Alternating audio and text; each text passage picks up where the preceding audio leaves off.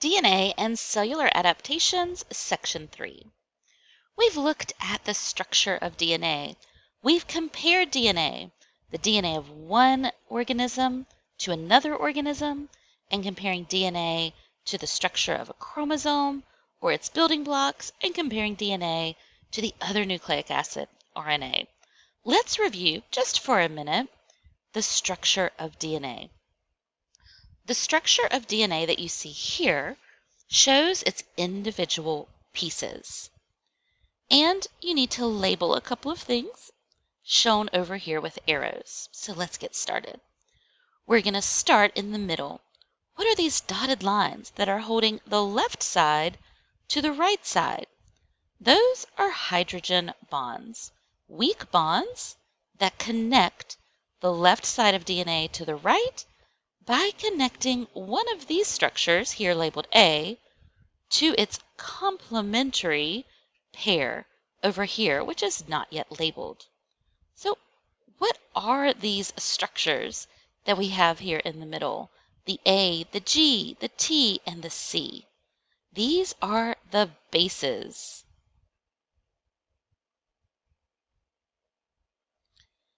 More specifically, the nitrogen or nitrogenous bases.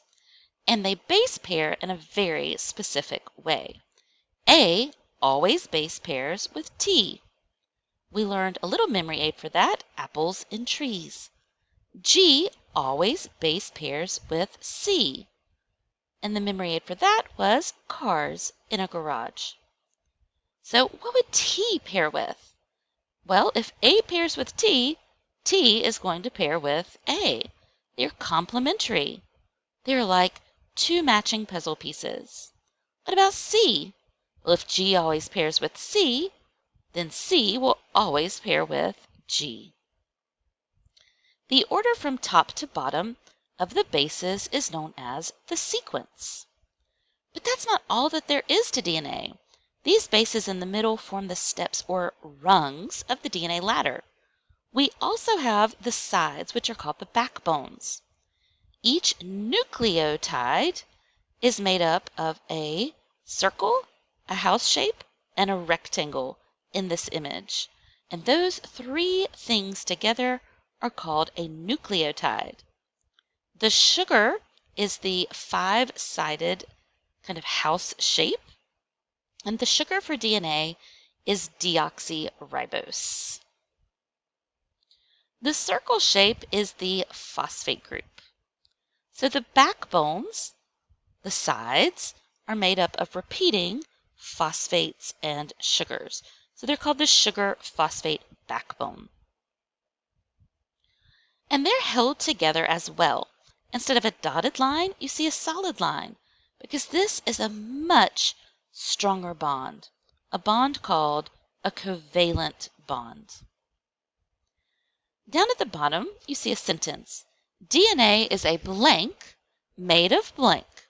Its code is the instructions for blank. So this refers to the structure and function of DNA. DNA is a nucleic acid. Says it right in the name. Deoxyribonucleic acid. It is made of nucleotides.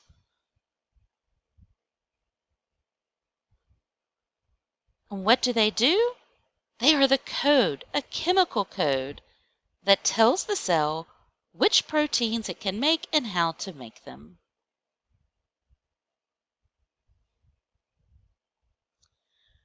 We compared the DNA from two individuals of the same species last time. Let's do a different comparison. What about different species, human, chimp, bird, and dolphin? Look at the sequence. Notice how simple this is written. It's just one side of the DNA, and it's just the bases. Each of these letters represents a base that would be connected to a sugar and a phosphate, and would be paired with another side of DNA using base pairing rules. But because we know each of these has a sugar and phosphate, and we know what the other side would be because it always base pairs the same, we can just list the letters of one side's bases.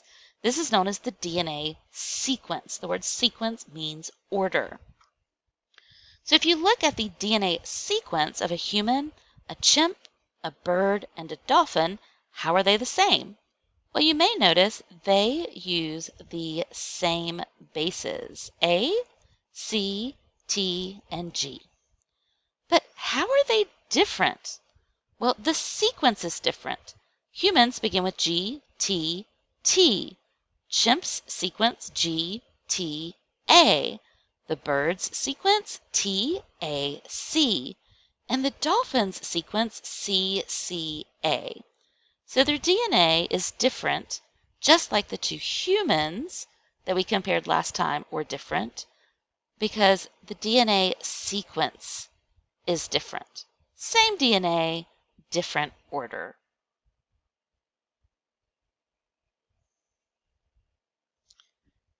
When we look at different species, they also have a different amount of DNA. Bacteria, for example, have a single chromosome. So in terms of the amount of DNA among living species, bacteria tend to have the least, just a single chromosome. Their chromosome is also special because instead of being linear, it's circular. They do have special structures called plasmids, which give them some extra DNA. But if you compare a bacteria, which is a single-celled prokaryote, to a protist, which tend to be single-celled eukaryotes, bigger cell, has a nucleus, and lots of special membrane-bound organelles, you would find lots of differences. We can even jump to a different kingdom, the fungus kingdom, for a single-celled example in the yeast. They are also eukaryotic. They have cell walls like the bacteria do, but with different chemicals in their cell wall called chitin. And they have some special adaptations. In fact, anytime you compare two species, what you'll find is either a different amount of DNA because a different number of chromosomes, or different sequences of DNA. And those differences in the DNA, even though they all use DNA, make these species, these organisms, unique. The DNA of bacteria gives it lots of special adaptations that we'll look at. The DNA of protists give them lots of special adaptations, which we will examine as well. And the DNA of yeast gives these organisms very special adaptations, which we will examine. Adaptations tend to be things that help the organism survive in its environment, its specific place that it lives. So bacteria adaptations are very diverse because bacteria live everywhere. Protist adaptations tend to be things that help them survive in their watery environment. Yeast, like bacteria, are found in lots of different places, in and on organisms and in the soil. Of these three, which is the simplest? Well, think of the cell type. The bacteria is a prokaryote, and it has just a single chromosome.